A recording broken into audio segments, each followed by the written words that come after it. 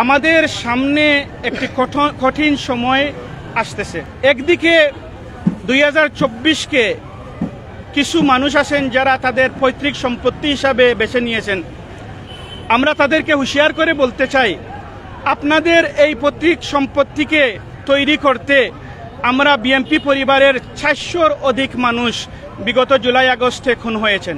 বিগত 17 বছরে বিএনপি পরিবারের হাজারো মানুষ খুন হয়েছেন, হাজারো গুম হয়েছেন এবং হাজারো মানুষ পঙ্গুত্ব বরণ করেছেন।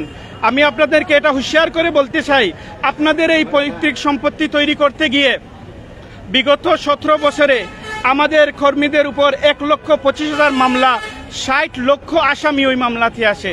আমি আপনাদেরকে হুঁশিয়ার করে বলতে চাই, আপনাদের এই পৈতৃক সম্পত্তি তৈরি করতে গিয়ে আমাদের বিএনপি পরিবারের অনেক আছেন যারা মা বাবার জানাজা দেখতে পারেননি, যারা তাদের বাচ্চাদেরকে দেখতে পারেননি, যারা ঘরে থাকতে পারেননি।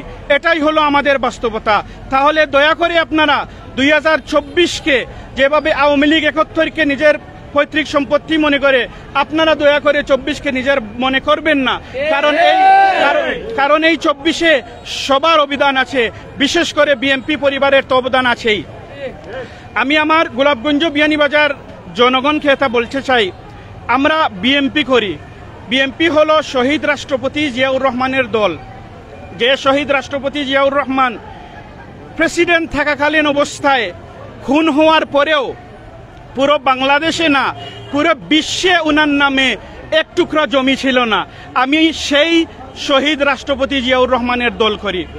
আমি বেগম খালেদা জিয়ার দল করি, যে বেগম খালেদা জিয়া বিগত 17 বছর আপোষ করেননি, দেশের স্বার্থে ছিনিমিনি খেলেননি এবং উনাকে ভূষিত করা হয়েছিল আপোষ নেত্রী হিসাবে। আমি তারেক রহমানের দল করি, যে তারেক রহমান বিগত 17 বছরে আমরা ওনার সম্পর্কে হাজারো গুজব শুনেছি। আমরা শুনেছি খাম্বা তারেক, আমরা শুনেছি হাজার টাকার আপনার ঘুষ বাণিজ্য, আমরা শুনেছি হাওয়া ভবন নিয়ে। কিন্তু 17 বছরের চিরনি অভিযানের পরেও একটাই অভিযোগ ঠিকে নাই। আমরা সেই সৎ তারেক রহমানের দল করি। তাই আমি আপনাদেরকে এটাই বলবো, আগামীতে আপনাদের কাছে একটা সুবর্ণ সুযোগ আসবে, ইনশাআল্লাহ একটা নিরপেক্ষ নির্বাচন হবে। আমি আপনাদেরকে এটাই আহ্বান করব যে দয়া করে আগামীতে সৎ শহীদ জিয়াউর রহমানের ছেলে তারেক রহমানকে আপনারা যাচাই বাছাই করবেন। যদি আপনারা ওনাকে ভোট দেন, যদি বাংলাদেশ জাতীয়তাবাদী দল গিয়ে সরকার গঠন করতে পারে, তাহলে 31 দফা বাস্তবায়ন হবে।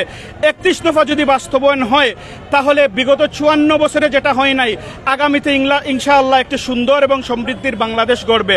আর আমি এটা বলেই শেষ করব, 5 আগস্টের আগে কারা রাজপথে ছিলেন, কারা আপনাদের সাথে ছিলেন, এটা আপনারা সবাই জানেন।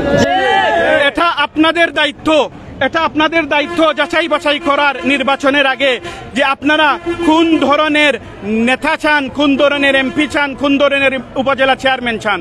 কারণ যারা সুদিনে আসে এবং দুর্দিনে থাকে না, তাদেরকে আগামীতেও আপনারা দুর্দিনে পাবেন না। তাই বাস্তব কথা হলো, আপনাদের দায়িত্ব হলো এমন মানুষকে যাচাই বাছাই করা যারা আপনাদের সাথে দুঃখে ছিল, যারা আপনাদের জন্য জেল খেটেছে, যারা আপনাদের জন্য রক্ত ঝরাইছে, যারা আপনাদের কাছে সব সময় ছিল। আমি মৌলানা রশিদ সাহেবের ছেলে, আমার দাদা মাহমুদ হোসেন চেয়ারম্যান, আমার নানা ফজলুল হক চেয়ারম্যান। আমি বিগত 150 বছর আমার পরিবার এই গোলাপগঞ্জ এবং বিয়ানীবাজারের মানুষকে সেবা দিয়ে গেছে এবং আগামীতেও দিয়ে যাবে। আমি আপনাদের কাছে এটাই চাইব, আপনারা যেন ভালো মানুষ, আপনারা যেন আপনাদের কাছের মানুষের দিকে একটু নজর দেবেন।